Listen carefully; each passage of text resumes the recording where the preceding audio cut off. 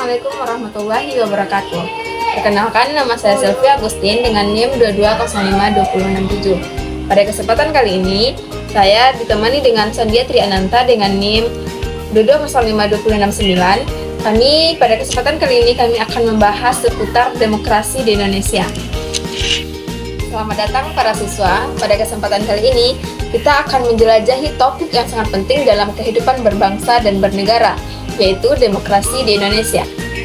Melihat tantangan-tantangan yang dihadapi oleh demokrasi di Indonesia, serta mengidentifikasi peluang-peluang yang dapat kita manfaatkan untuk memperkuat sistem demokrasi di negara Indonesia.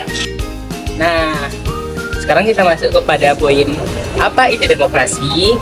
Sebelum kita memahami tantangan dan peluangnya, mari kita pahami konsep dasar dari demokrasi. Yang pertama, itu definisi demokrasi. Teman-teman tahu nggak apa itu definisi demokrasi? Definisi demokrasi adalah sistem pemerintahan di mana kekuasaan dipegang oleh rakyat, dan itu berarti setiap warga negara memiliki hak untuk berpartisipasi dalam pengambilan keputusan publik atau keputusan politik. Adapun poin yang kedua yaitu prinsip-prinsip demokrasi, meliputi kebebasan berpendapat, pemilihan umum yang adil, perlindungan hak asasi manusia atau yang biasa kita kenal dengan HAM, dan pemerintahan yang akuntabel. Nah, sekarang kita akan masuk kepada tantangan-tantangan bagi demokrasi di Indonesia. Sebenarnya apa saja sih tantangan-tantangan tersebut? Salah satunya yaitu ketimpangan sosial dan ekonomi, perbedaan yang besar dalam tingkat kemakmuran dan akses terhadap pendidikan, serta layanan dapat mengancam prinsip kesetaraan dalam demokrasi. Yang kedua, itu tantangan yang dihadapinya adalah tentang korupsi. Sama-sama kita ketahui bahwa negara kita ini tidak terlepas dari para tikus-tikus berdasi tentunya. Praktik korupsi dapat menggeras kepercayaan masyarakat terhadap lembaga-lembaga pemerintahan dan menghambat pembangunan yang adil. Inilah yang dihadapi oleh negara kita pada saat sekarang ini. Kemudian, tantangan yang dihadapi oleh negara kita adalah ketimpangan agama dan etnis.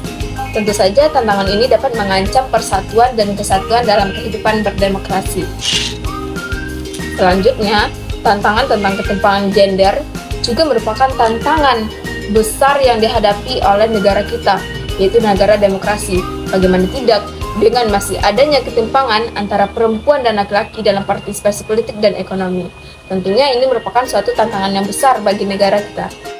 Nah, selanjutnya kita akan membahas tentang peluang-peluang bagi demokrasi di Indonesia. Yang pertama yaitu pendidikan demokrasi, yaitu peluang untuk memperkuat pendidikan, kewarganegaraan, dan kesadaran politik di kalangan generasi muda. Adapun yang kedua yaitu keterlibatan masyarakat sipil, yang mana peran aktif dari lembaga sosial masyarakat, media independen, dan organisasi masyarakat dan memperkuat kontrol sosial terhadap pemerintahan. Adapun yang ketiga yaitu reformasi hukum, adalah upaya untuk meningkatkan independensi lembaga peradilan dan penegakan hukum yang adil. Adapun yang terakhir yaitu partisipasi politik, yaitu semakin meluasnya partisipasi masyarakat dalam proses politik dan memperkuat demokrasi. Contoh kecilnya saja di dalam keluarga saya.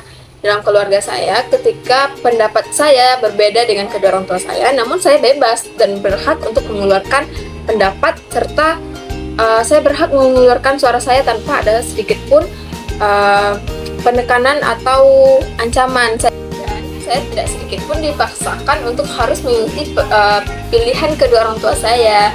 Jadi, di dalam keluarga saya, kami sudah menerapkan prinsip demokrasi dalam keluarga. Jadi, demokrasi di Indonesia menghadapi berbagai tantangan yang kompleks, tetapi juga memiliki banyak peluang untuk berkembang dan diperkuat. Sebagai generasi penerus bangsa, tugas kita adalah berperan aktif dalam membangun demokrasi yang inklusif, adil, dan berkelanjutan untuk masa depan yang lebih baik.